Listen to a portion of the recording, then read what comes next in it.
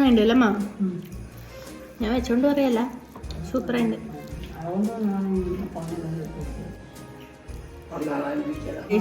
രാവിലെ 6:30 ഞാൻ വീട്ടിലെത്തിയിട്ട് കുളിച്ച് താഴെ വന്നതും ഇനിയിപ്പോൾ അമ്മ പറയണേ ഞാൻ ഉള്ളി അരിഞ്ഞ് വെച്ചിട്ടുണ്ട്, നീ തുടങ്ങിക്കോളെ. എന്നിട്ട് ഇപ്പം പറയാം നന്നായിട്ടുണ്ട്, ഇതുകൊണ്ടാണ് ഞാൻ നിന്നെ കൊണ്ട് വെപ്പിച്ചതെന്ന്. പിന്നെ പെട്ട തള്ളയുടെ ഒരു ആഗ്രഹമായിപ്പോയില്ലേ, ശരിയെന്ന് വിചാരിച്ചു ഞാൻ.